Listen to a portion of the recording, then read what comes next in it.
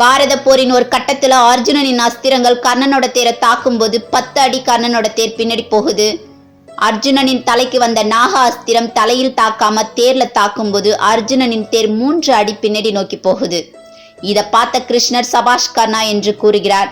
கிருஷ்ணர் கர்ணரை ஏன் பாராட்டுகிறார் என்று அர்ஜுனர் திகைத்து போகிறார்.